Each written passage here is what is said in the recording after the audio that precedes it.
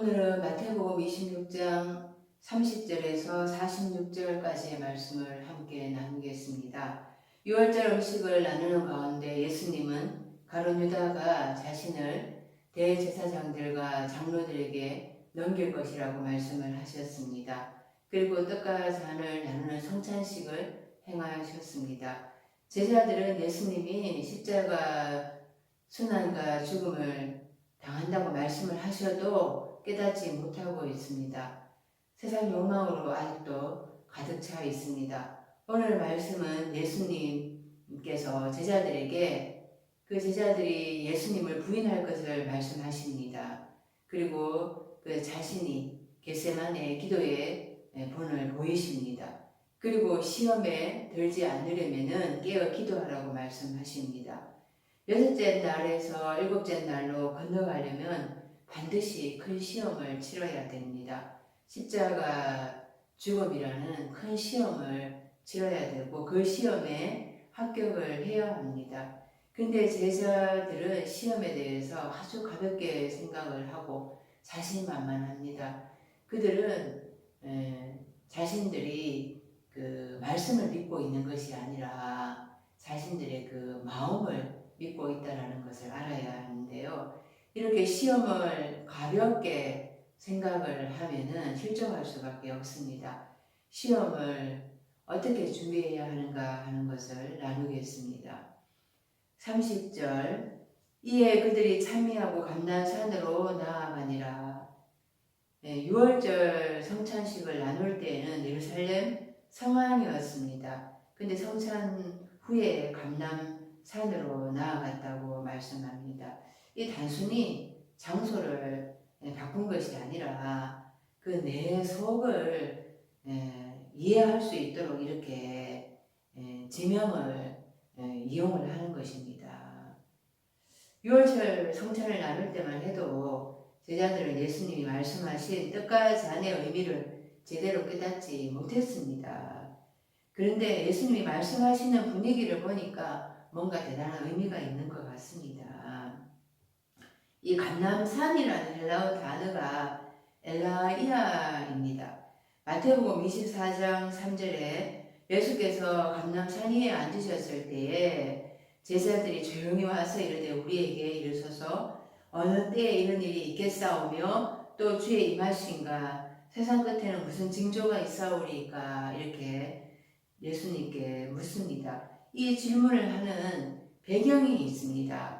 그 24장 마태복음 24장 1절에서 2절을 보면은 그 예수님에게 제자들이 예루살렘 성전 건물의 화려함과 위엄을 보여주고자 합니다. 그들은 여전히 외적인 것에 마음이 팔려 있었던 것입니다. 예루살렘 성전 건물이 너무나 대단하지 않습니까? 화려하지 않습니까?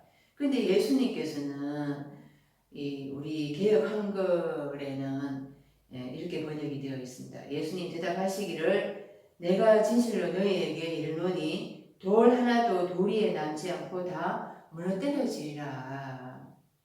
그런데 헬라어 원어를 보면은 돌이 돌에 접하여서 결코 무너지지 아니할 것이다 라고 부정으로 기록되어 있습니다. 그런데 우리 개역 성경에는 돌 하나도 도리에 남지 않고 다 무너뜨려지리라. 이것을 예루살렘 성전의 파괴 AD 70년에 예루살렘 성전 파괴라고 이렇게 말들을 하는데요. 그리고 또 종말에 이루어질 일이다 이렇게 이중적으로 말들을 하죠. 이중적으로 예언하는 말씀이다 이렇게 해석들을 합니다.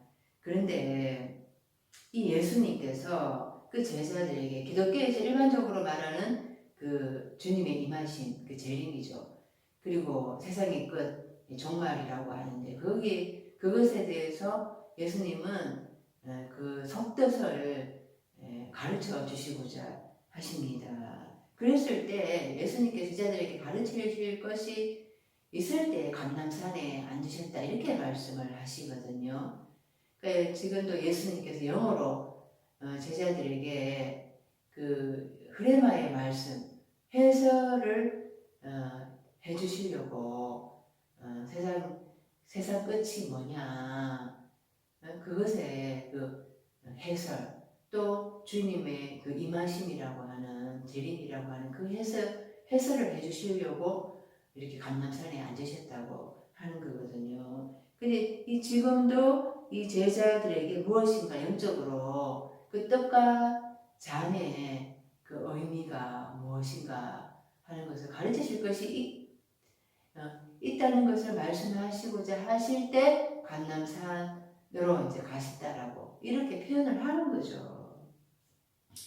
구약의 감람이 쓰인 구절을 보면은 출애굽기 27장 20절에 너는 또 이스라엘 자손에게 명령하여 감람으로 짠 순수한 기름을 등불을 위하여 내게로 가져오게 하고 꺼리지 않게 등불을 켜되. 이 감람으로 짠 순수한 기름, 감람유입니다. 감람유. 그래서 감람유는 올리브 기름을 말을 하거든요.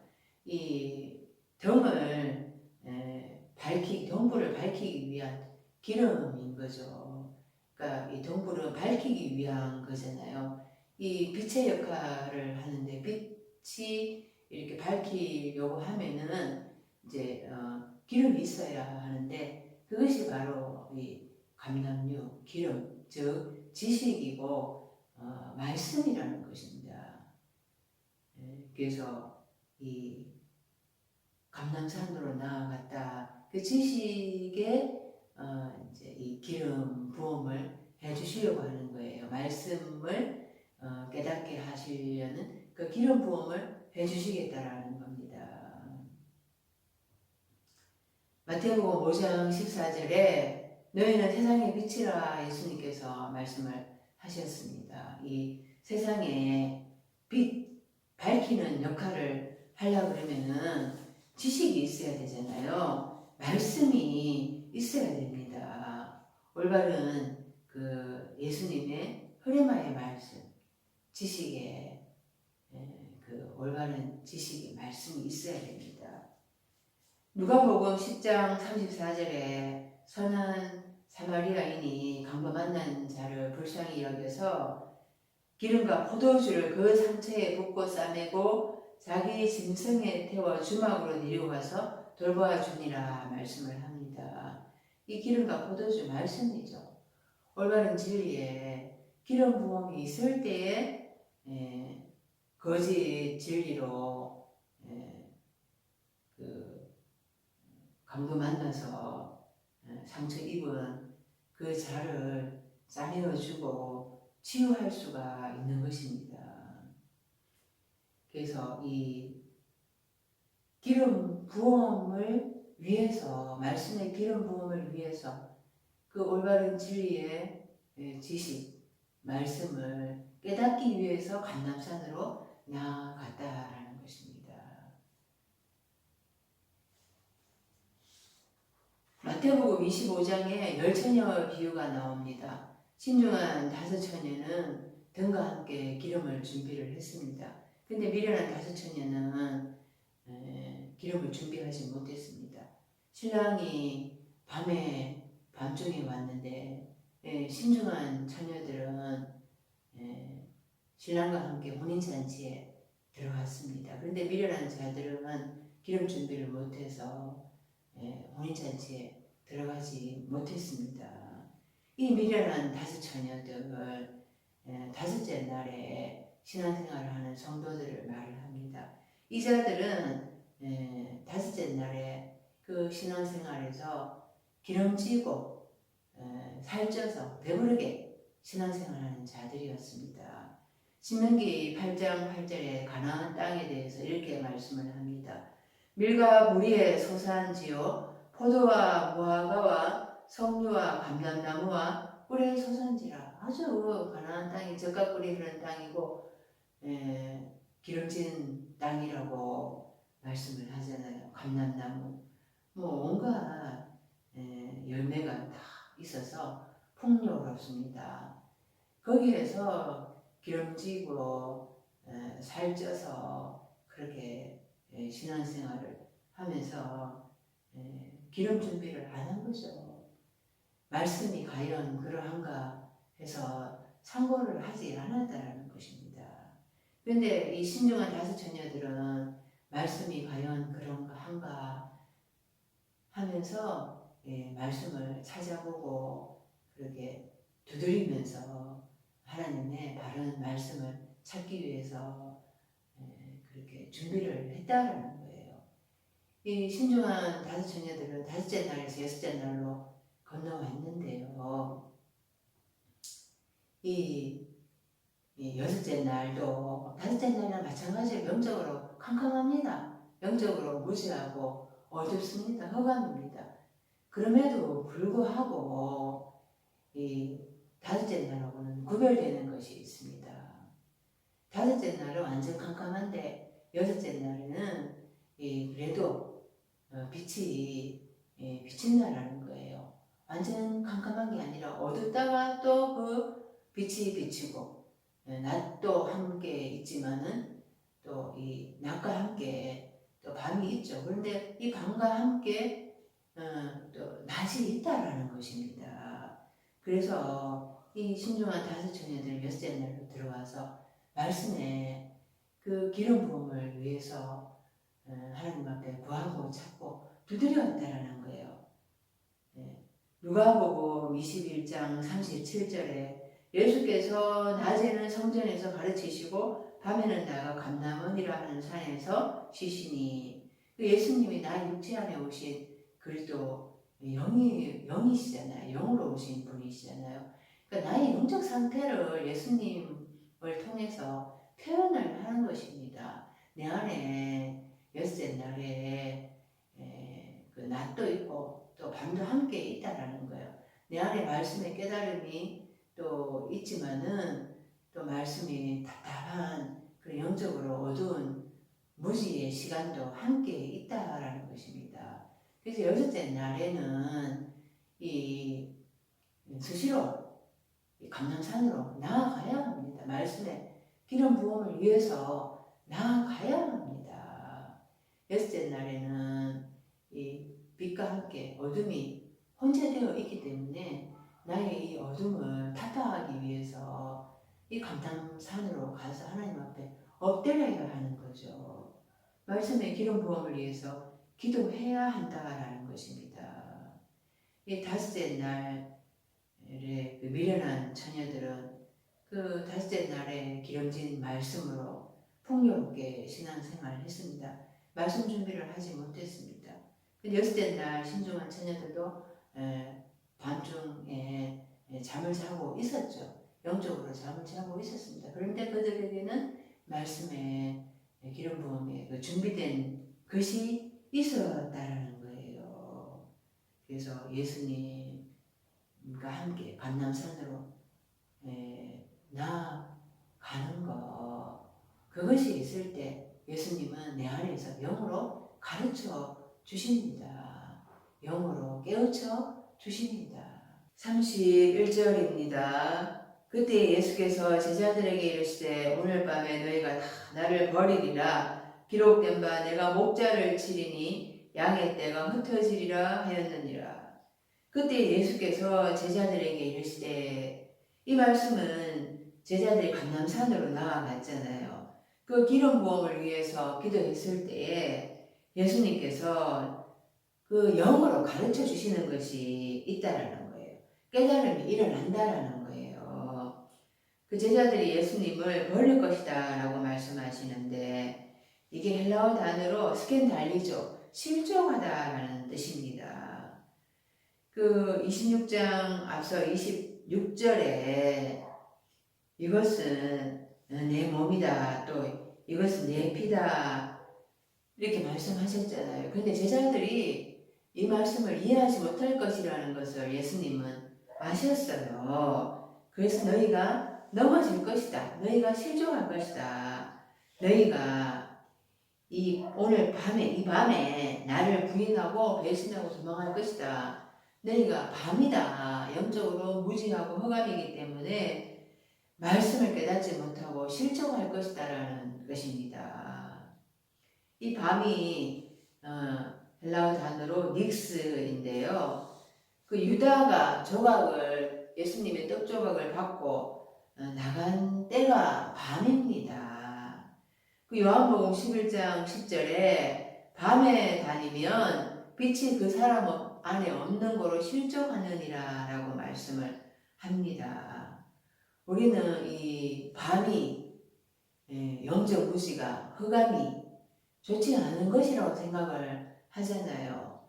물론 온통 그냥 빛만 있으면 좋죠. 환한 대낮같이 밝으면 좋습니다. 그런데 하나님은 빛과 어둠을 같이 창조하셨어요. 우리에게 어둠, 흑암의 시간, 영적으로 흑암 무지의 시간을 만들어 놓으셨습니다. 그것이 필요하다라는 거예요. 무조건 우리는 낮만 좋다, 빛만 좋다라고 생각을 합니다.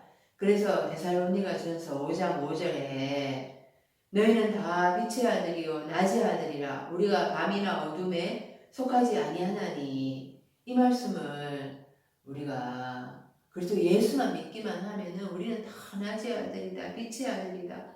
우리는 밤이나 어둠을 그것을 맛보지 않는다. 그것을 우리 속하지 않는다라고 생각을 하잖아요.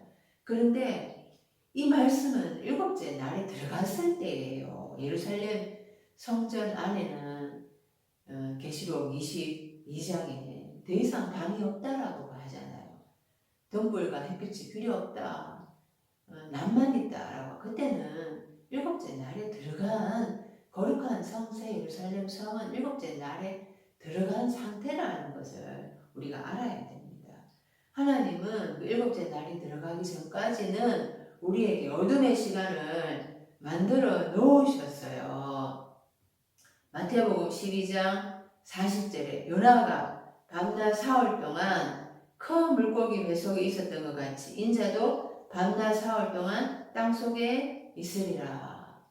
요나가 니느웨에 가서 복음을 전하라는 하나님의 말씀을 어겼습니다. 그래서 물고기 뱃속에서 사흘을 밤낮 어두운 그 시간 동안에 있게 되잖아요. 예수님도 밤낮 사흘 동안 땅속에 머무르게 됩니다. 그래야지 어둠 속에서 빛이 더 또렷해지는 거예요. 어둠의 시간이 있어야지 빛의 시간이 더 뚜렷하게 깨달아지는 것입니다.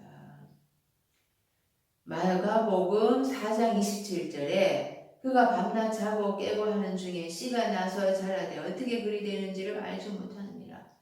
씨가 자라는데 낮만 있는 게 아니잖아요. 햇빛만 쬐는 게 아니에요. 낮의 시간도 있지만 밤의 시간이 있을 때 그 씨가 나서 그 자라고 또 연걸어가고 익어가면서 열매가 맺히게 되는 거죠. 그런 밤에도 예수님은 함께 하시는 것입니다. 그것을 출애굽기 13장 21절에 여호와께서 그들 앞에서 가시며 낮에는 구름 기둥으로 그들의 길을 인도하시고 밤에는 불 기둥을 그들에게 비추사 낮이나 밤이나 진행하게 하시니 이렇게 예수님은 하나님은 그 낮에 구름 기둥으로 밤에 불 기둥으로 우리 이스라엘 백성들을 인도하셨다라는 거예요. 이 버리다 스캔달리죠 했는데요. 그 예수님의 말씀으로 인해서 넘어지지 않는 자가 복된 자이죠. 그런데 믿음이 없을 때에는 환난이나 박해가 와서 힘드니까 넘어질 수밖에 없는 것이 일곱째 날에 들어가기 전까지의 성도들의 신앙생활인 것입니다. 그때 이제 넘어지게 되는 거죠. 많은 사람이 넘어지게 되어서 실족하게 되어서 서로 미워하고 서로 잡아 넘긴다고 말씀을 하세요. 그것이 왜 그런 일이 일어나는가? 그것을 마태복음 5장의 산상수훈에서 예수님께서 말씀을 하십니다. 만일 네 오른 눈이 너로 실족하게 하거든 빼어내 버리라. 네 백체 중 하나가 없어지고 온몸이 지옥에 던져지지 않는 것이 유익하며, 또한 만일 네 오른손이 너로 실족하게 하거든 찍어내 버리라. 네 백체 중 하나가 없어지고 온몸이 지옥에 던져지지 않는 것이 유익합니다. 실족하는 이유가 내 안에 빼어내버려야 할 눈이 있고 손이 있다라는 거예요. 내 안에 그 가로누다에 욕망이 있기 때문에 실족한다라는 것입니다. 그것을 뽑아버려야 한다라는 거예요. 스가랴 13장 7절에 이 말씀이 기록되어 있습니다. 만군의 여호와가 말하노라. 가라 깨어서 내 목자 내 짝된 자를 치라. 목자를 치면 양이 흩어지려니와 작은 자들 위에는 내가 내 손을 들이오리라. 31절 말씀이 스가랴 13장 7절의 말씀을 인용한 거예요. 칼이 목자를 치라라고 하나님께서 말씀을 하십니다. 칼이 말씀이잖아요. 칼이 말씀이에요. 그런데 하나님께서 왜 목자 그리스도 예수를 치십니까? 그 친다라는 게 파타소인데요. 계시록 19장 15절에 그의 입에서 예리한 금이 나오니 그것으로 만국을 치겠고 친히 그들을 철장으로 다스리며 또 친히 하나님 곧 전능하신 이의 맹렬한 진노의 포도주 털을 밟겠고 라고 말씀합니다. 이 만국을 치겠고 그리스도 예수의 입에서 예리한 금이 만국을 친다라고 하는데 우리는 열방이라고 생각을 하거든요. 내 안에 열방상입니다. 내 안에 열방의 삶이 있다라는 거예요. 내 안에 하나님을 믿으면서도 믿지 않는 그 열국 이방의 삶이 있다라는 거예요. 그 예수님의 입에서 흐레마의 말씀으로 내 안에 열방의 삶들을 다 죽이는 거. 지금 잠깐 사탄이 목자를 쳐서 양들이 다 흩어지면은 사탄이 이기는 것 같죠. 그런데 계시록 19장 15절에 그래서 예수의 입에서 예리한 금이 내 안에 열방 삶을, 열국 삶, 이방의 삶을 쳐야지 내 안에 육적인 요소들을 다 치고 깨뜨리고 죽여야지 결국엔 내가 사탄을 이기고 승리할 수가 있다라는 것입니다. 이 흩어지다 할 때 이게 디아스코로 피조인데요. 요한복음 11장 52절에 또 그 민족만 위할 뿐 아니라 흩어진 하나님의 자녀를 모아 하나가 되게 하기 위하여 죽으실 것을 미리 말함이니라. 흩어진 하나님의 자녀를 모아서 하나가 되게 하기 위해서 일곱째 날에 완성에 이르도록 하기 위해서 일곱째 날에 믿음에 이르도록 하기 위해서 이렇게 먼저 흩어지게 한다라는 거, 실족하게 한다라는 거예요. 사탄이 잠깐 이기도록 하는 것 같지만은 결국에는 하나님께서 우리를 일곱째 날에 완성에 이르도록 하기 위해서 잠시 흩어지게 하는 거죠. 결국에는 일곱째 날에 이르도록 하기 위해서 우리를 모으실 거라는 것입니다. 그래서 작은 자들 위에 들이우리라. 영적으로 아직 어리기 때문에 실족하지만 결국에는 이기도록 하시겠다라는 것입니다. 2절입니다. 그러나 내가 살아난 후에 너희보다 먼저 갈릴리로 가리라. 내가 살아난 후에 이때 메타라는 전지서를 쓰고 있습니다. 메타는 결합하다 이런 단어이거든요. 이 예수님이 나와 함께 결합을 하고 있잖아요. 내 속에 계신 분이잖아요. 영으로. 예수님이 내 속에서 부활을 하신다라는 거예요. 제자들은 나중에 예수님이 십자가에서 못 박히고 돌아가셨을 때에 다 예수님을 배신하고 도망을 갔습니다. 그러나 예수님은 내 속에서 부활하시겠다라는 거예요. 내 안에 결합이 되어 있어서 나와 함께 살아나시겠다라는 것입니다. 제자들은 다 도망가고 영적으로 죽어 있었습니다. 그러나 내 속에 영으로 계신 그분이 부활을 하셔서 나보다 먼저 갈릴리로 가겠다. 나를 갈릴리로 인도하시겠다라는 것입니다. 이 갈릴리가 히브리어로 갈릴인데요.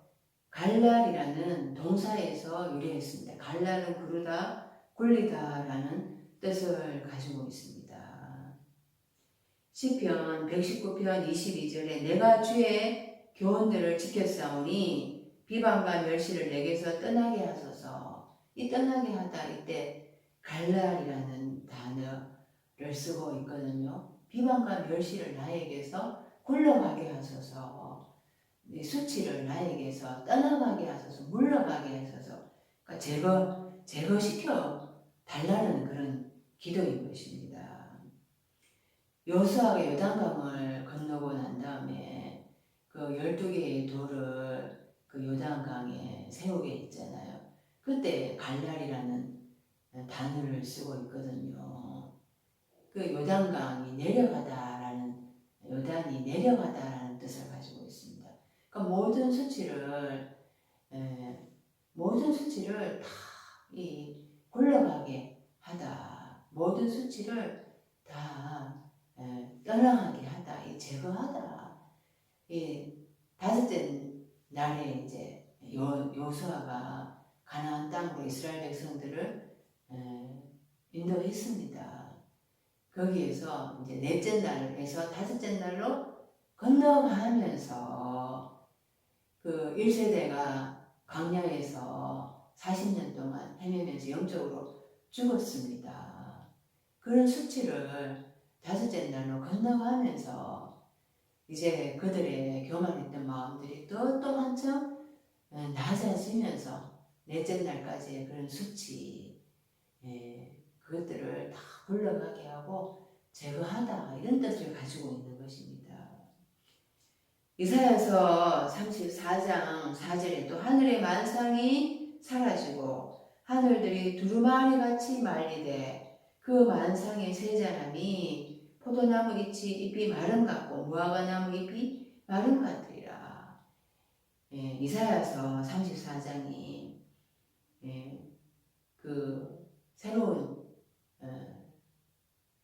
종말에 대한 그런 예언의 장이거든요. 여기에서 하늘이 만상이 사라지고 하늘들이 두루마리같이 말리되, 그러니까 첫째 하늘, 일곱째 날이 되기 전까지의 첫째 하늘에서부터 그 여섯째 날까지, 다섯째 날, 여섯째 날까지의 그 일곱째 날이 되기 전까지의 그런 모든 수치스러운 것, 이런 것들을 다 굴러가게 한다라는 말씀인 것입니다. 수치들이 다 제거되게 된다라는 거예요. 일곱째 날이 되면은. 그래서 지금 예수님이 내가 살아난 후에 너희보다 먼저 갈릴리로 가리라. 그 다섯째 날까지의 수치스러운 거 다 굴러가게 하고 또 여섯째 날에 들어와서 예수님과 함께 3년 반을 동고동락하면서 말씀을 먹었잖아요. 그럼에도 불구하고 여섯째 날 이거 말에 예수님을 배신합니다. 도망갑니다. 이런 수치들을 예수님이 다 굴러가게 하겠다는 것을 갈릴리에서 만나자라고 말씀을 하시는 것입니다. 요한복음 21장에 예수님은 갈릴리 바다에 그 제자들을 찾아오셨어요. 제자들은 예수님을 배신하고 도망가서 갈릴리 바다로 다시 돌아갔습니다. 다섯째 날로 다시 돌아갔다는 거예요. 거기서 또 고기 잡고 있잖아요. 그들이 사역자로서 또 다섯째 날에 사역을 하고 있다는 거예요. 거기에 예수님이 찾아오셔서 그들을 회복시켜 주십니다. 베드로에게 내 어린 양을 먹이라 이렇게 사명을 주시잖아요. 그 수치스러운 것, 그것들을 다 물러가게 하고 이 갈릴리가 새로운 출발점이 되게 하시겠다라는 거예요. 새로운 사명을 주시면서 새로운 그 출발점이 되게 하시겠다라는 것을 이렇게 갈릴리로 표현을 하고 있는 것입니다. 그래서 우리도 뭐 끊임없이 넘어지고 실족을 하죠. 그런데 이 말씀을 보면서 나의 갈릴리가 어디인가, 나의 수치를 굴러가게 하고 나의 새로운 사명의 그 출발점이 되게 하시는 그 갈릴리를 우리가 기억을 해야 하는 것입니다.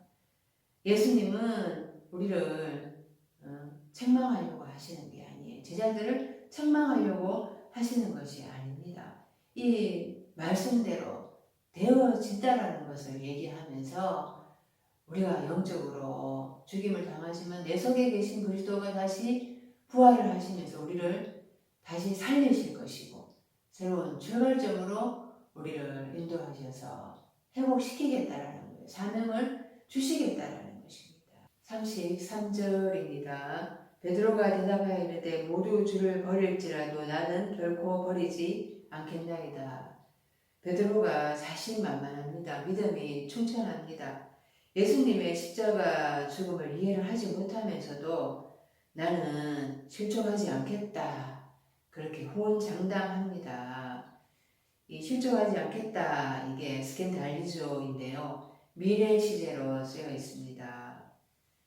시편 17편 5절 말씀을 보면 나의 걸음이 주의 길을 굳게 지키고 실족지 아니하였나이다. 오늘까지 내가 믿음을 지켰다 하더라도 그렇게 자신만만 한다 하더라도 내일 일은 내가 자신할 수 없는 것입니다. 자기 자신을 믿는 사람은 어리석은 사람입니다. 네, 잠언 28장 26절에 자기의 마음을 믿는 자는 미련한 자요 지혜롭게 행하는 자는 구원을 얻을 자니라. 자기의 마음을 믿는 자가 정말 미련한 자죠.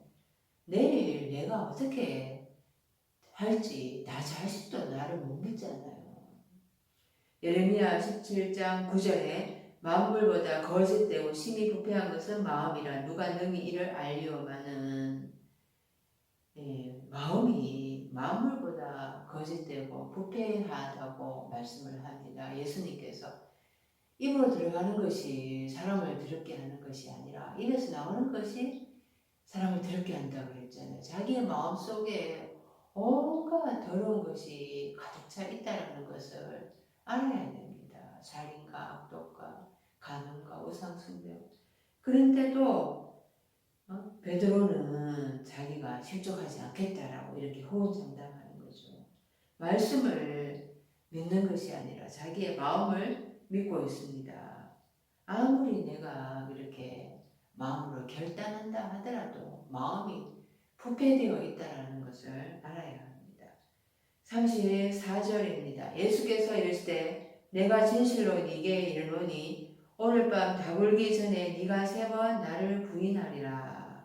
오늘 밤 다굴기 전에 네가 나를 3번 부인하리라. 이 베드로의 영적 상태가 밤이라는 거예요. 네, 그리고 3번이나 부인한다고 했는데 이 3번이라는 게 3이라는 숫자가 강하다 이 말이거든요. 그래서 확실하게 네가 나를 부인할 것이다 이 말입니다. 베드로가 예수님과 이 밤 영적으로 허감이고 부지 상태에 있어서 예수님과 분리되어 있다는 거예요. 이 부인하다라는 헬라어 단어가 아파르네오마이인데요. 아포라는 전치사 분리하다, 분리하다 이런 뜻을 가지고 있고요. 아르네오마이 부인하다. 그래서 분리해서 부인하는 거거든요. 예수님과 분리되어서 부인하는 거예요. 부인이라는 게 정말 하나가 되어 있는 상태에서는 부인할 수가 없습니다. 연합된 상태에서는 부인하려고 해도 부인이 안 돼요. 그런데 이 베드로는 지금 이제 예수님을 3번 부인할 것이다 라고 그렇게 예수님이 말씀을 하시죠. 마태복음 10장 33절 누구든지 사람 앞에서 나를 부인하면 나도 하늘에 계신 내 아버지 앞에서 그를 부인하리라. 예수 그리스도를 부인하면은 예수님도 그를 하나님 아버지 앞에서 부인할 거라고 합니다. 왜 예수님을 부인하는가? 그게 요한일서 2장 22절에 거짓말하는 자가 누구냐? 예수께서 그리스도이심을 부인하는 자가 아니냐? 아버지와 아들을 부인하는 그가 저 그리스도이니. 네, 아버지와 아들을 부인하는 그가 저 그리스도라고 합니다. 네, 그리스도가 예수께서 그리스도이심을 부인하니까 당연히 또 아버지 하나님 아버지도 부인할 수밖에 없는 거예요. 그 아들을 부인하는 자에게는 아버지가 없는 거죠. 아들을 시인해야지 인정을 해야지 아버지를 또 인정하는 거잖아요. 근데 지금 베드로는 영적으로 무지 상태이고 또 영적으로 하나가 되지 못한 상태이기 때문에 부인할 것이라는 겁니다. 그가 거짓말하는 거죠. 예수께서 그리스도이심을 부인하는 거죠. 그리스도가 육체 안에 나의 육체 안에 오신 분이라는 것을 부인하는 거예요. 내 안에 그 그리스도가 육체 안에 나의 육체 안에 오셨는데 너무나 초라하니까 부인하는 것입니다. 내 안에 영으로 그리스도 예수께서도 계시지만은 또 거기에는 누가 있는가? 거기 안에는 누가 있는가? 내 안에 누가 있는가 하면 사탄과 함께 있는 것입니다. 계시록 2장 13절에 그 버가모 교회에 말하기를 편지하기를 이렇게 하면서 네가 어디에 사는지를 내가 아노니 거기는 사탄의 권자가 있는 데라. 네가 내 이름을 굳게 잡아서 내 충성된 증인 안디바가 너희 가운데 곧 사탄이 사는 곳에서 죽임을 당할 때에도 나를 믿는 믿음을 저버리지 아니하였도다. 이 버가모 교회가 교인들이 어디에 사는지를 안다고 합니다. 거기는 사탄의 권자가 있는 곳이다. 그런데 내 충성된 증인 안디바가 그 사탄이 사는 곳에서 죽임을 당할 때에도 예수님을 믿는 믿음을 저버리지 아니하였대요.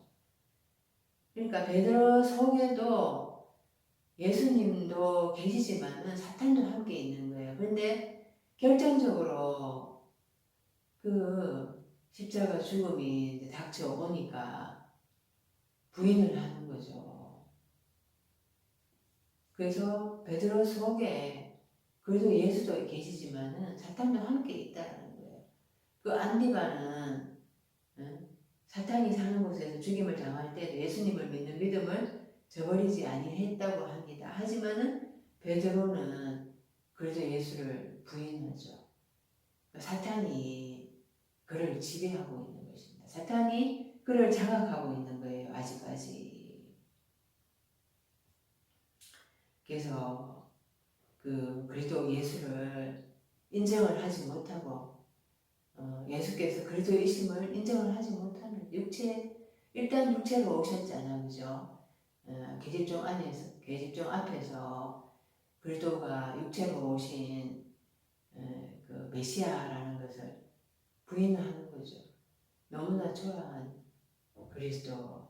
나도 그분을 인정을 하면은 그분이 그리스도라고 이렇게 인정을 하면은 메시아라는 것을 인정을 하면은 같이 죽겠구나. 그래서 부인을 합니다. 그런데 35절 보면 또 베드로가 이르되 내가 주와 함께 죽을지언정 주를 부인하지 않겠나이다 하고 모든 제자도 그와 같이 말하니라. 내가 주와 함께 죽을지언정 주를 부인하지 않겠습니다. 너무나 정말 믿음으로 충천하죠. 그 세베대의 아들의 어머니가 와서 예수님께 당신의 나라가 임하실 때 나의 아들을 하나는 주의 우편에 하나는 또 주의 좌편에 앉게 해달라고 요청을 합니다. 그때 예수님은 너희 구하는 것을 너희가 알지 못한다고 말씀하셨어요. 나의 마시려는 잔을 너희가 마실 수 있느냐 이렇게 질문을 던집니다.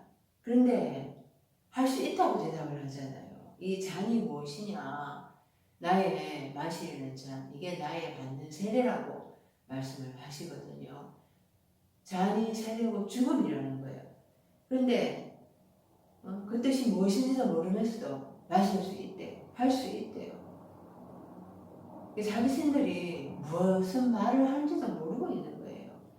이게 교만한 거죠. 믿음이 이 교만한 것입니다. 그 높은 마음을 품지 말고 두렵고 떨림으로 신앙생활을 해야 되는 거거든요. 내가 내 자신을 믿어서는 안 되는 거예요. 정말 선출로 하는 자는 넘어질까 조심하라고 말씀을 하십니다. 그런데 나는 결코 당신을 부인하지 않겠습니다. 얼마든지 입으로는 이렇게 장담할 수 있습니다. 중요한 것은 행동이에요. 행동. 과연 행동을 그 사람이 그렇게 하는가. 입으로 아무리 기도를 잘한다 하더라도 정작 행동이 그렇지 않을 때는 그런 것을 우리가 너무나 많이 보는 거잖아요. 네, 36절입니다. 그때 이에 예수께서 제자들과 함께 겟세마네라 하는 곳에 이르러 제자들에게 이르시되 내가 저기 가서 기도할 동안에 너희는 여기 앉아 있으라 하시고 이 겟세마네에 예수님이 제자들과 함께 가셨습니다. 이 겟세마네라는 뜻이 기름자는 틀리거든요. 그래서 다섯째 날까지 기름지게 살찌우면서 배부르게 신앙생활을 했습니다. 여섯째 날 들어와서도 낮과 함께 밤이 있다고 그랬잖아요. 빛과 함께 어둠이 함께 혼재해 있다고 했습니다. 그래서 여섯째 날도 아직 어두운 거예요. 그래서 다 언제라도 다섯째 날 다시 돌아갈 수가 있습니다. 아직 육적인 요소에 대해서 미련을 버리지 못하고 있거든요. 그 기름때가 많이 끼어 있습니다. 그래서 예수님은 제자들이 시험될 것을 아시고 어떻게 해야 할까 하는 것을 이제 본을 보여주시려 하는 거예요. 그 겟세마네라 하는 곳, 기름자는 틀, 거기 가서 이제 기도를 하시는 거죠. 그 기름때를 벗겨내는 거예요. 기름때를 벗겨내는 것입니다. 그 여섯째 날에서 일곱째 날로 건너가기 위해서는 큰 시험이 있습니다. 십자가 죽음이라는 큰 시험이 있습니다. 이 시험을 통과해야 되는데 이 시험을 어떻게 통과해 갈 수 있는가? 그것은 깨어서 기도하는 것입니다. 사탄에게 공격당해서 실족하지 않으려면은 깨어서 기도해야 되는 겁니다.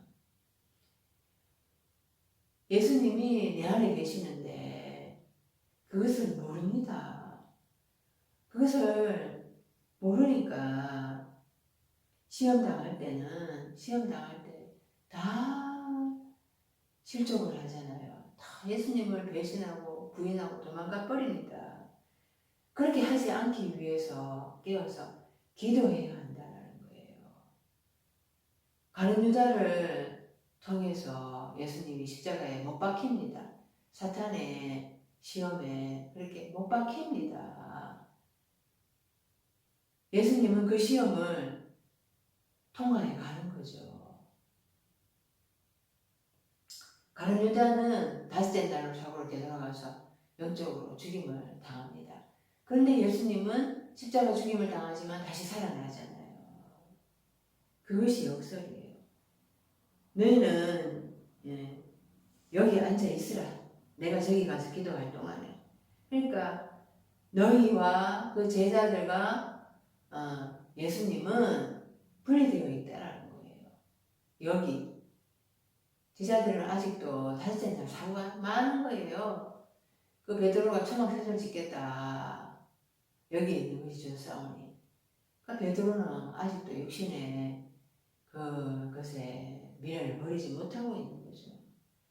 여섯째 날로 완전히 이제 여섯째 날을 완전히 통과하고 일곱째 날 건너가야 되는데 아직까지도 제자들은 그냥 다섯째 날에 머물러고 싶어 한다라는 거예요. 그게 여기라는 표현입니다.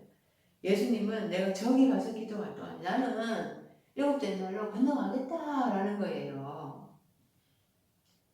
그래서 예수님과 제자들이 아직 그 오순절 성령 강림 전이기 때문에 하나가 되지 못한 그런 분리 상태라는 겁니다. 마태복음 6장 6절에 너는 기도할 때에 네 골방에 들어가 문을 닫고 엄밀한 중에 계신 네 아버지께 기도하라. 엄밀한 중에 보시는 네 아버지께서 갚으시리라. 이 골방에 들어가서 아버지께 기도를 해야지 아버지가 그 뜻을 드러내 주지 않겠습니까? 37절입니다. 베드로와 세베대의 두 아들을 데리고 가실새 고민하고 슬퍼하사. 왜 베드로와 세베대의 두 아들을 데리고 가셨을까요? 베드로는 예수님을 3번이나 부인할 것이다 이렇게 말씀하셨잖아요. 또 세베대의 두 아들 야고보와 요한, 하나는 영의정에 하나는 자의정에 앉게 해주십시오. 이런 욕망의 대표자인 거예요. 그래서 이 제자들의 속에 있는 이 욕망으로 가득 찬 것을 지금 대표한 거죠. 베드로 이 3번 부인할 것이다. 그 예수님을 배신할 것, 부인할 것을 확실하게 부인할 것. 그러니까 이 제자들의 속에 있는 이것을 세 번이나 부인할 것이다. 확실하게 3번 강화하다 이런 뜻이 있다고 했습니다. 그래서 이 제자들의 속을 이렇게 대표하는 거죠.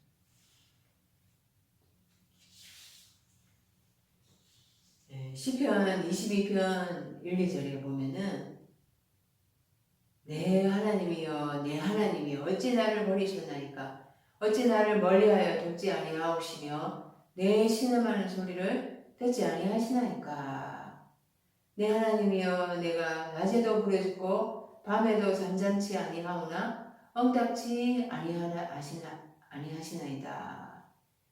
이 다윗이 적에게 쫓기면서 괴로움을 토합니다. 어찌하여 나를 버리셨습니까? 내가 신음합니다. 근데 왜 엉답지 아니하십니까? 너무나 고통스러워하죠. 이게 어떻게 예수님이 하나님의 아들이신데 이렇게 고민하며 고통스러워하는가? 뭐 예수님이 인성을 가지고 오셨기 때문이다. 이렇게들 말들을 해석을 합니다. 근데 내 안에 예수님이 내 마음을 이렇게 표현을 하는 거예요. 아직까지 십자가 질 것도 모르고 깨닫지도 못하고 자신만만한 이 제자들, 그 제자들을 위해서 기도하시는 거죠. 예수님이 그 나를 위해서 내 속에서 기도를 하는데 내 자신이 못 깨닫고 있는 것입니다. 아직도 모르고 있는 거예요. 로마서 8장에 보면은 이와 같이 성령도 우리 연약함을 도우시나니 우리는 마땅히 기도할 바를 알지 못하나 오직 성령이 말할 수 없는 탄식으로 우리를 위하여 친히 간구하시느니라. 그래서 내 안에 예수님이 영으로 탄식하시면서 기도해 주시기 때문에 내가 예수님의 그 중보 기도 덕분에 십자가를 통과해 갈 수가 있는 것입니다. 아직 깨닫지도 못하고 있는 상황에서 예수님은 내 속에서 기도하고 있는 거예요. 그 예수님의 기도로 내가 십자가에서 죽임을 당하고 예수님과 함께 죽임을 당할 수가 있는 것입니다. 그래서 십자가를 통과해 갈 수가 있는 거예요. 예수님이 내 안에 계시기 때문에, 예수님이 내 안에서 기도해 주시기 때문에, 예수님이 나의 속을 이렇게 표현을 하는 거죠. 38절입니다. 이에 말씀하시되 내 마음이 매우 고민하여 죽게 되었으니 너희는 여기 머물러 나와 함께 깨어있으라 하시고, 내 마음이 매우 고민하여 죽게 되었다 했는데, 이때 마음이 부시케라는 단어입니다. 부시케는 목숨이죠. 내 목숨이 뭐 죽기까지 지금 사망까지 지금 근심하고 있다 이런 뜻인데요. 예수님이 부시케로 고민하고 있다, 근심하고 있다, 죽기까지 지금 내가 근심하고 있다. 그러니까 제자들이 아직 부시케의 단계, 혼적인 단계라는 거예요. 그 혼적인 단계에서는 죽기가 너무 쉽지 않습니다. 그 일곱째 날에 영적으로 하나님과 하나 되는 그 단계, 그때가 되면은 나를 포기하는 게 쉽죠. 자기 부인이 그래도 여섯째 날보다는 쉬울 겁니다. 그런데 이 여섯째 날에 십자가 죽음, 이거를 통과해 가는 거는 진짜 죽을 것 같거든요. 절벽에서 낭떠러지에서 떨어져서 정말 죽을 것 같거든요. 그게 여섯째 날의 단계라는 거예요. 부식계의 단계라는 거예요. 혼의 단계라는 거예요. 정신의 단계라는 거예요. 그 상태에서는 예수님이 내 안에 계시지만은, 예수님이 내 안에서 중보하시며 탄식하시며 함께 하시지만은, 그래도 나의 선택이 함께 있어야 되는 거잖아요. 내가 함께 예수님과 죽겠다라는 선택이 있어야 되는 거거든요. 그러니까 내 선택으로 내가 죽겠다라고 하는 게, 이게 아직 영의 단계가 아니기 때문에, 이 영적으로는 하나님 말씀이 막 흘러 넘쳐서 예수님이 죽지 않으면 그때는 내 죽겠습니다 하고 쉬운데, 지금 아직 혼의 불식계의 단계이기 때문에 그만큼 고통스럽다, 어렵다라는 거예요. 이 불식계의 단계를 이렇게 표현을 하는 거죠. 내가 내 속을 모르는데, 그러니까 예수님이 이렇게 나의 속을 이제 말씀해 주시고 괴로워하고 있다라는 것입니다. 그래서 매우 고민하여서 내가 죽을 지경이다, 내가 죽을 지경이다, 이런 것들을 그 욥이 토설을 했습니다. 욥기 6장 2절에서 3절에 보면은 나의 분한을 달아보며 나의 모든 재앙을 저울에 둘 수 있으며, 그 재앙을 저울에 한번 달아보겠다. 그러면은 그 무게가 엄청날 거라는 거죠. 바다 모래보다도 무거울 것이라, 이렇게 말을 합니다. 그러니까 참 지나고 나면, 십자가에서 죽고 나면 그게 오히려 평안이고 정말 말할 수 없는 안식의 단계에 들어가는데, 죽기 전에 그렇게 어려운 거예요.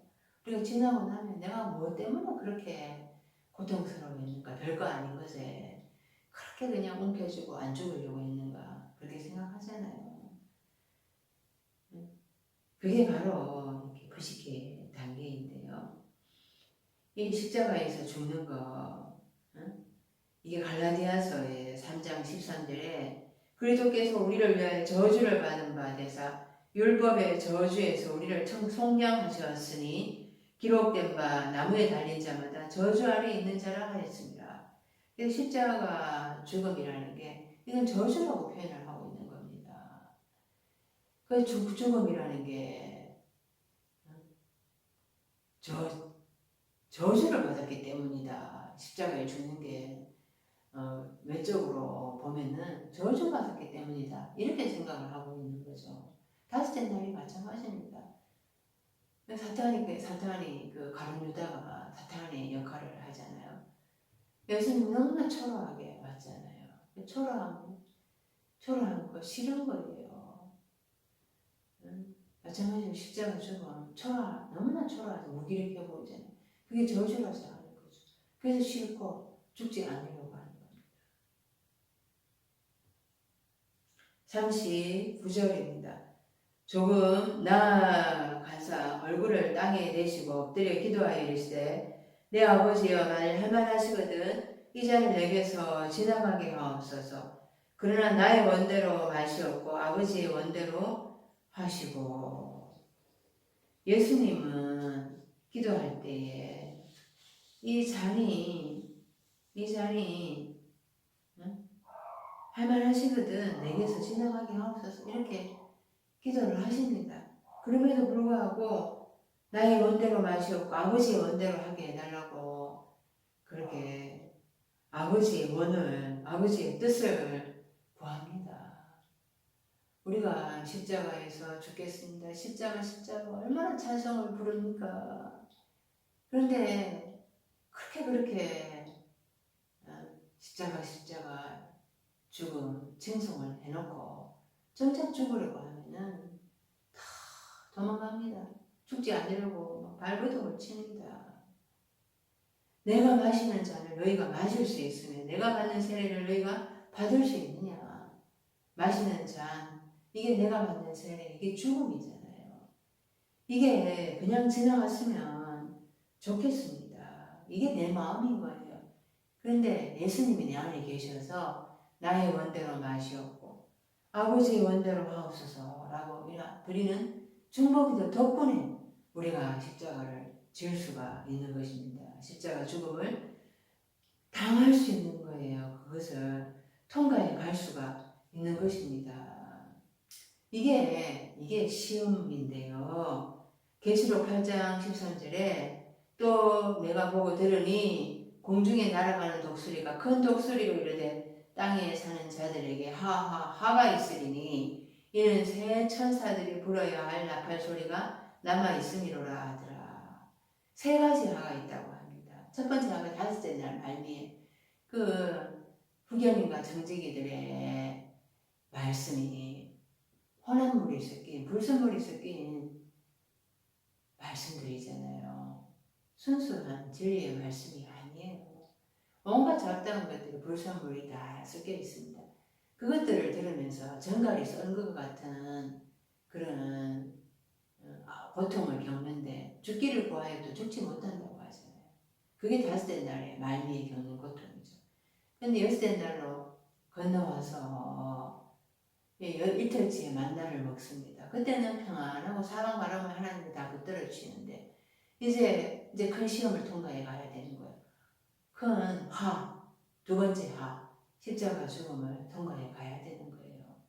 그 시험이 있다라는 거, 그 죽음이 있다라는 거를 우리는 예수님의 이 기도를 보면서 이게 내 기도가 돼야 되는 겁니다. 이게 그래서 두 번째 하가 이제 지나갔으면 좋겠지만은 결코 이 잔이 그냥 지나가서 내가 일곱 자루를 들어갈 수가 없어요. 예수님이 내 안에서 계시기 때문에 나의 원대로 마시옵고 아버지의 원대로 하옵소서 드리는 이 기도 덕분에 일곱째 날로 건너갈 수가 있게 되는 것입니다. 이 베드로는 예수님께서 베나산에 올라가셨을 때 그 옷이 하얗게 변화되어 있잖아요. 그게 너무 좋고 예수님이 모세와 엘리야와 함께 더불어서 이야기하니까 너무 좋아서 주여 우리가 여기 있는 것이 좋사오니 만일 주께서 원하시면 내가 여기서 초막셋을 질 때 하나는 주님을 위하여 하나는 모세를 위하여 하나는 엘리야를 위하여 하리이다. 그렇게 예수님께 요청을 합니다. 주께서 원하시면 하지만 결국엔 자기의 원대로 하려고 하는 거잖아요. 여섯째 날 공부하고 그냥 거룩거룩하고 입으로만 하고 찬양하고 있으면 너무나 좋습니다. 그런데 이 기도가 일곱째 날로 끌고 가기 위한 이 기도, 아버지의 원대로 하옵소서. 이 기도가 있어야 되는 거예요. 아버지께서 실족시키려고 하는 게 아니라, 십자가 죽음을 통해서 실족시키려고 하는 것이 아니라 아버지의 뜻이 이루어지게 하려고 하는 거죠. 예수님은 내가 아무것도 스스로 할 수 없다라고 말씀하셨습니다. 나의 원대로 하려 하지 않고 하늘로 나를 보내신 그 아버지의 원대로 하려고 한다고 말씀하셨어요. 그래서 예수님은 사람의 모양으로 육신을 입고 이 땅에 오셨습니다. 낮추시고 죽기까지 복종하신 십자가에서 죽으셨습니다. 이게 예수님만 있어서 되는 것이 아니라 나도 함께 십자가 죽음이 있어야 됩니다. 그래야지 일곱째 날로 끌고 가시려는 아버지의 뜻이 성취가 될 수가 있고 이루어질 수가 있는 것입니다. 예수님은 하늘로서 내려온 것이 내 뜻을 이루려고 하는 것이 아니라 아버지의 뜻을 이루기 위해서 왔다고 말씀을 하십니다. 그 아버지의 뜻, 주기도문에 하늘에서 뜻이 이루어진 것 같이 땅에서도 이루어지게 하소서. 이 기도가 나에게서 있어야 한다라는 것이에요.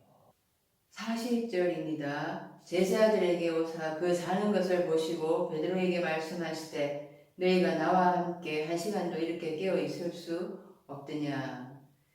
너희가 나와 함께 했을 때 이 메타라는 전치사를 사용을 하고 있습니다.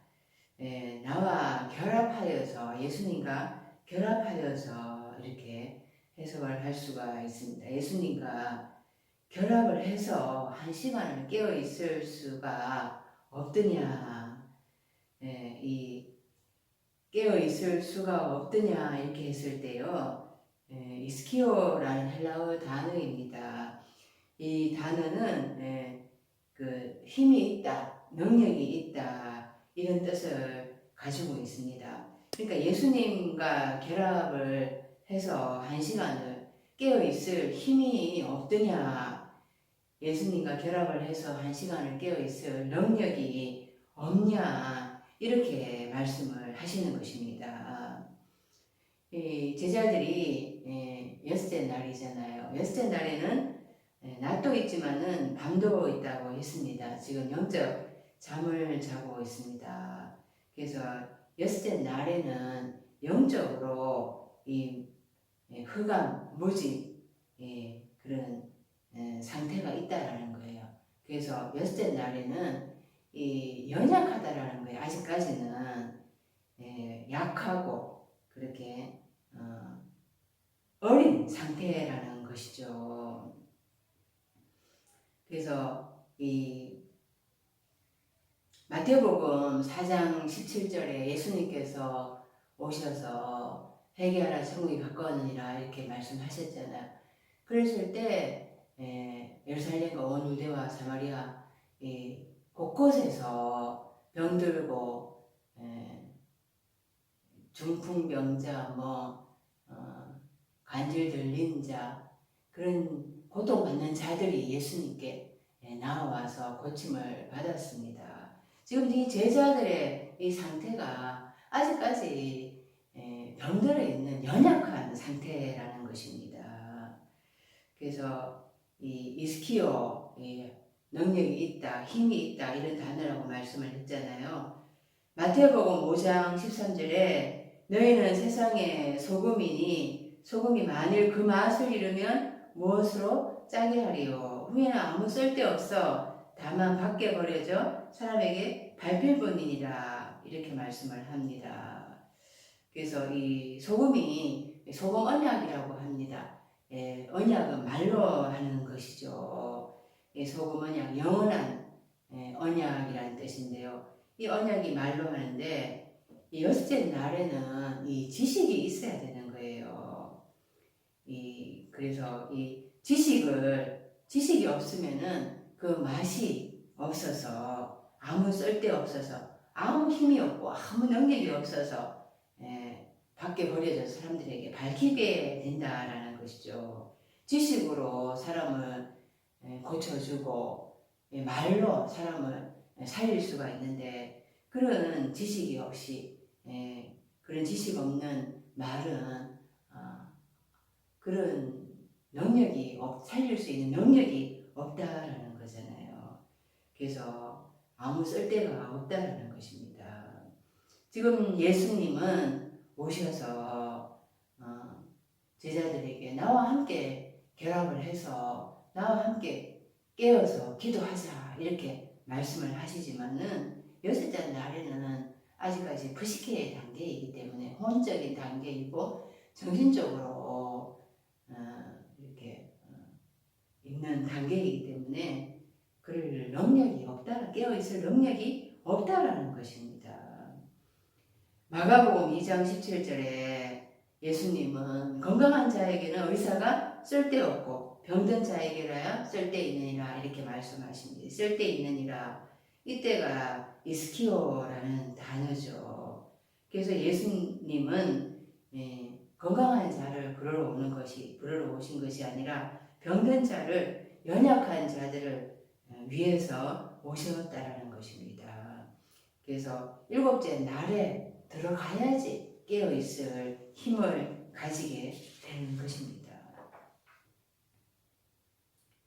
마가복음 5장 4절에 그 더러운 군대 귀신 들린 자가 나옵니다.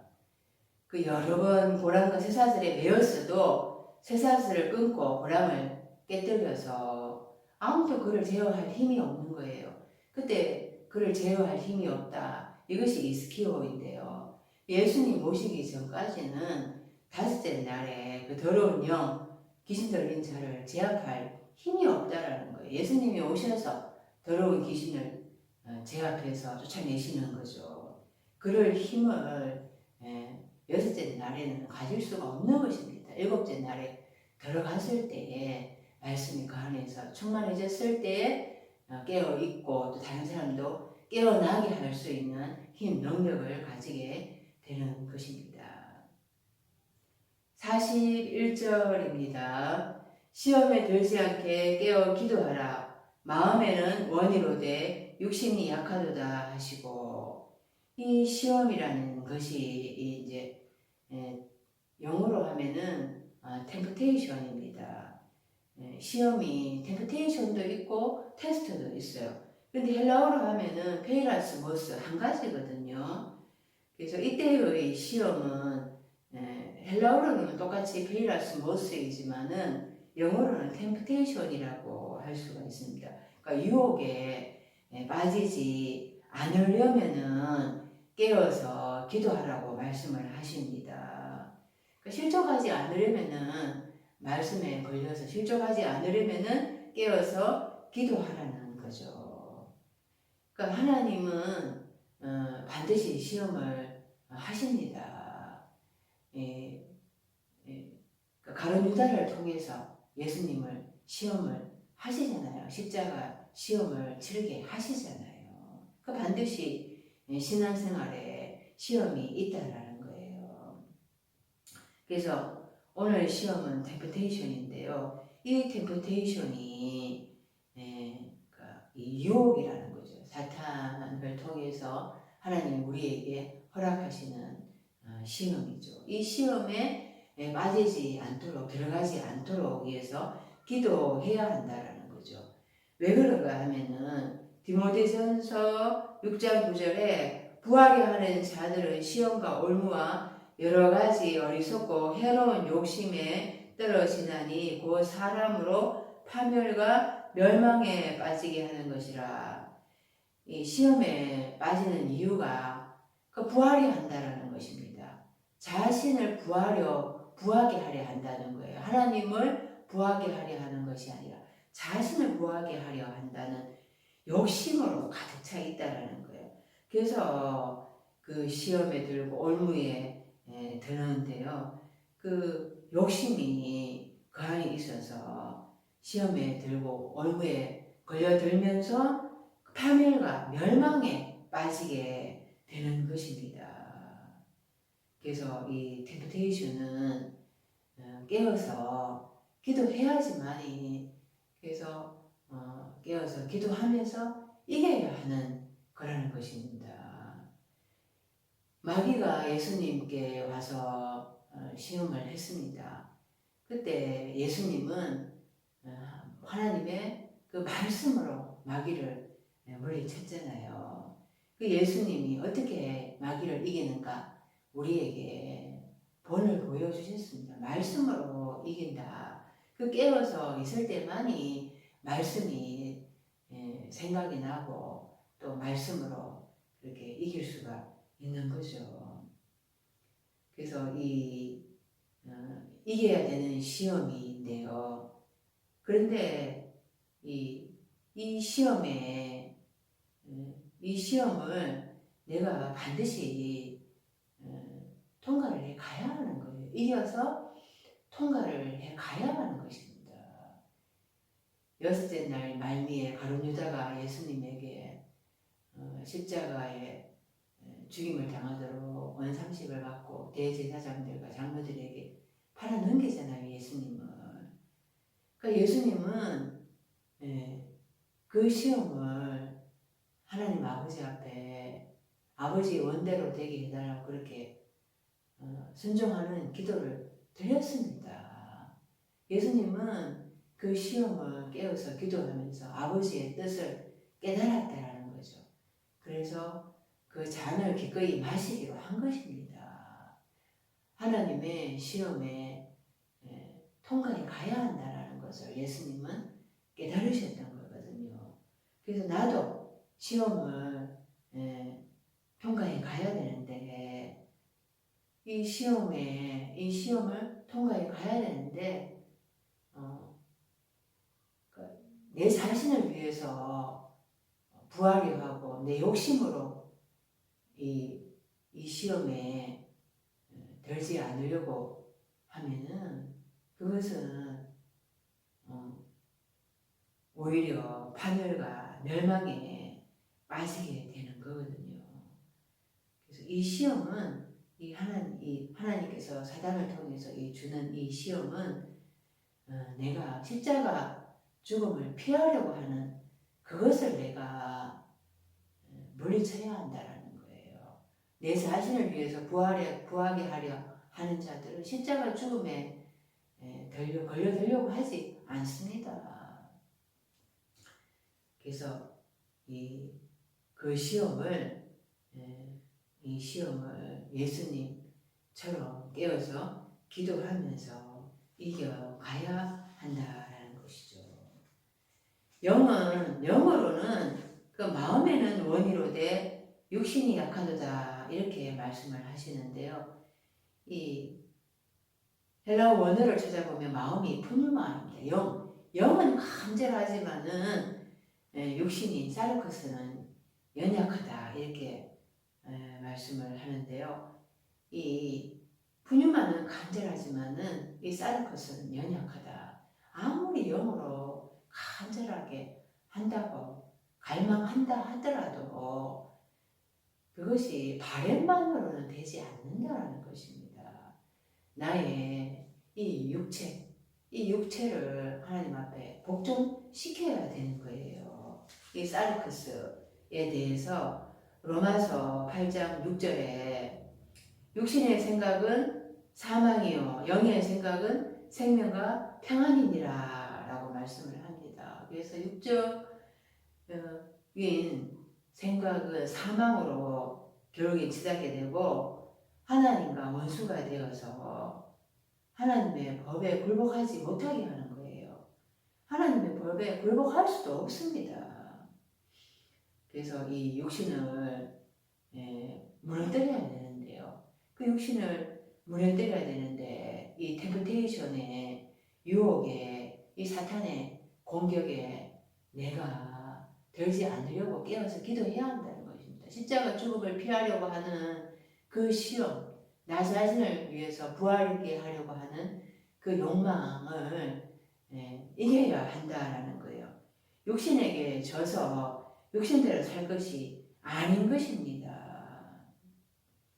이 가룟 유다가 십자가라는 큰 시험을 예수님께 치르잖아요.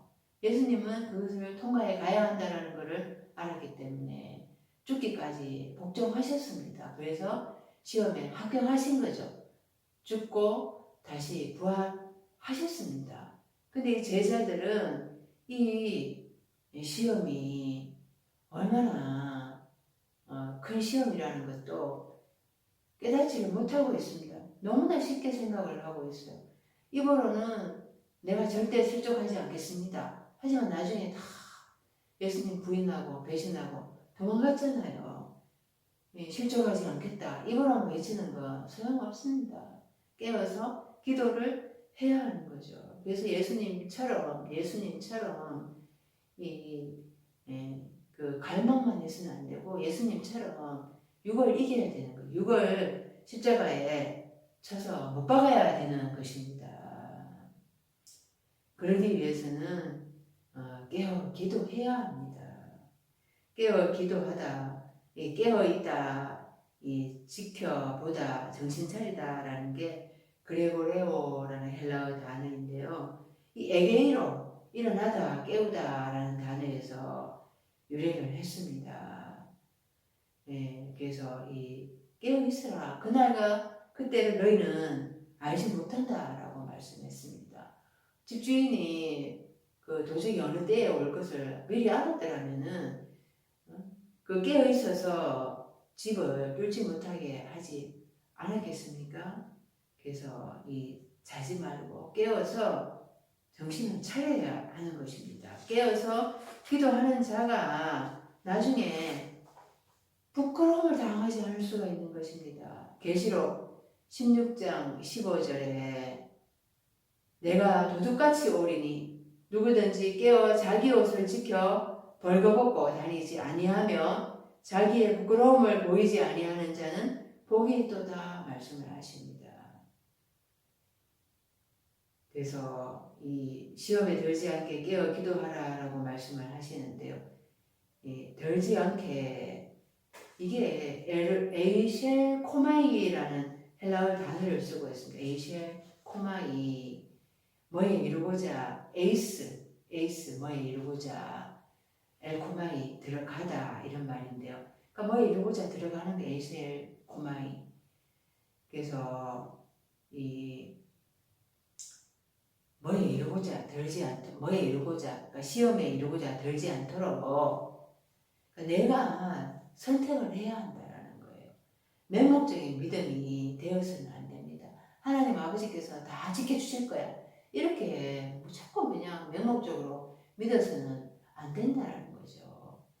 하나님은 우리에게 생각하고 그리고 지갑을 사용해서 정말 생각하고 선악을 분별할 수 있도록 우리에게 연단의 과정을 거친다라는 거죠. 좋고 나쁜 것을 분별할 수 있도록 연단의 과정을 거친다라는 거예요. 사탄을 통해서 시험도 치르게 하신다는 거예요. 그래서 내가 이것을 선택해야 되느냐, 내가 들어가야 되느냐, 내가 이 선택하지 않아야 되느냐, 내가 들어가지 않아야 되느냐 이렇게 분별하면서 내가 선택을 하고 결단을 해야 한다는 것입니다. 아무리 내가 입으로 실족하지 않겠습니다. 시험에 빠지지 않도록 도와주시옵소서. 사탄의 시험에 빠지지 않도록 십자가 죽음을 피하라는 십자가를 지지 말라는 그 시험에 내가 들지 않도록 나를 도와주세요. 라는 그런 기도만 해서는 기도도 해야 되고 그 기도와 함께 내가 또 선택을 하고 결정적인 순간에 결단을 해야 하는 것이 있어야 한다는 거예요. 이 시험에 만약에 들어가잖아요. 그거는 갈라디아서 4장 9절에 이제는 너희가 하나님을 알 뿐 아니라 더욱이 하나님이 아신 바 되었거늘 어찌하여 다시 약하고 천박한 초등학문으로 돌아가서 다시 그들에게 종노릇하려 하느냐. 그러니까 다시 약하고 천박한 초등학문 다섯째 날에 후견님과 정직이에게로 돌아가서 율법에 종살이 하겠다라는 거예요. 그것은 율법에 종살이 하는 거 자유자가 아닌 것입니다. 노예로 사는 것에 무슨 진정한 기쁨이 있겠습니까? 42절입니다. 또다시 다시 두 번째 나아가 기도하여 이르되 내 아버지여 만일 내가 마시지 않고는 이 잔이 내게서 지나갈 수 없거든 아버지의 원대로 되기를 원하나이다 하시고 43절 다시 오사 보신즉 그들이 자니 이는 그들의 눈이 피곤함일러라 44절 또 그들을 두시고 나아가 세 번째 같은 말씀으로 기도하신 후 그래서 두 번째 또 세 번째 그렇게 같은 말씀으로 기도를 하셨습니다. 셋이라는 숫자, 3이라는 숫자는 강화하다라는 뜻이 있다고 말씀을 드렸습니다. 그러니까 내가 이 잔을 마시지 않고는 이 잔이 내게서 지나갈 수 없거든. 아버지의 원대로, 아버지의 뜻대로 되기를 원합니다. 내가 이 죽음의 잔을 마셔야지 죽음의 세례를 건너가야지 내가 일곱째 날로 갈 수 있다. 건너갈 수 있다. 이것을 분명하게 하신 거예요. 그것이 하나님의 뜻이라는 걸 분명하게 아셨기 때문에 그 뜻에 순종하시겠다라는 것입니다. 제자들은 계속해서 잘 수밖에 없어요. 여섯째 날이 영적으로 호감이 있기 때문입니다.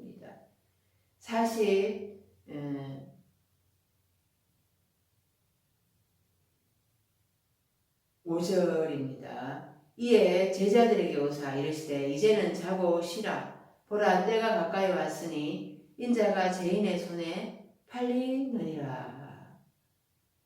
이제 제자들을 향해서 오셔서 말씀하시기를 이제는 자고 쉬라 이렇게 말씀을 하십니다. 이제 때가 가까이 왔으니 호라라는 헬라어 단어인데요. 이 호라는 구체적인 시각을 얘기하는 것입니다. 그래서 임박했다라는 거죠. 이제 예수님이 그 인자가 죄인의 손에 넘겨진다는 그 시간이 이제 아주 임박했다라는 것을 말씀을 하고 있습니다. 그래서 제자들이 이제 제자들에게 이젠 자고 쉬라. 그 예수님은 풍랑이는 바다 한가운데에서도 주무셨어요. 제자들은 우리가 죽겠나이다 하면서 우리를 도와주세요 하면서 제자들이 잠자고 있는 예수님을 깨웠잖아요. 그 예수님은 평안을 누리셨죠. 그 앞으로 제자들이 예수님의 십자가 죽음 이후에 스승을 배신했다는 것 때문에 고통을 당하잖아요. 심적 괴로움을 겪거든요.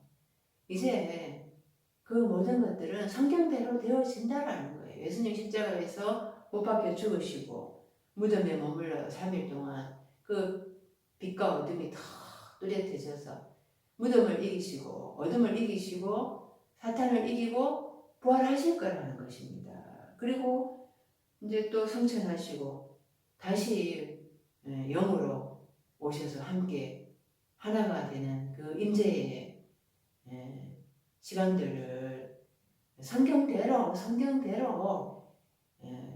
이루어지게 할 거라는 거예요.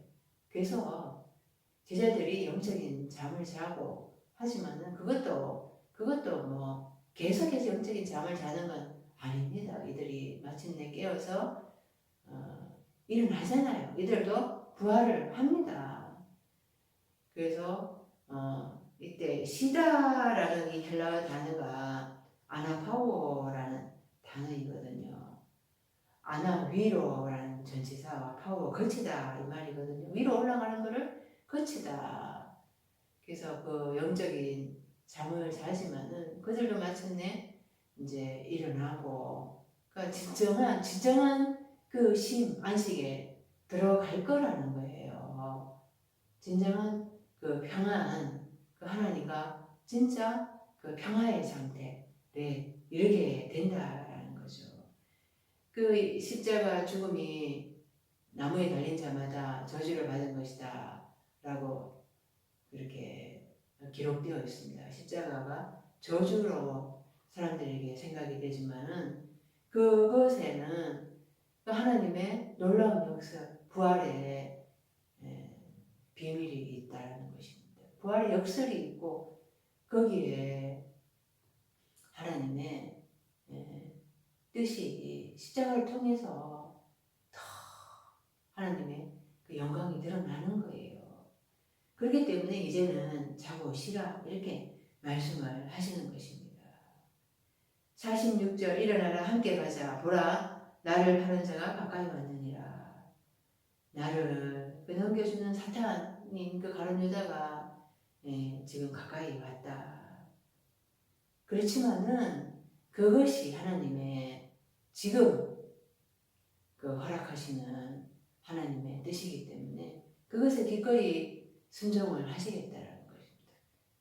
거기에 그 시험을 피하지 않고 시험에 맞서서 시험을 통과해서 하나님의 뜻을 이루어 가시겠다는 예수님의 결단인 것입니다.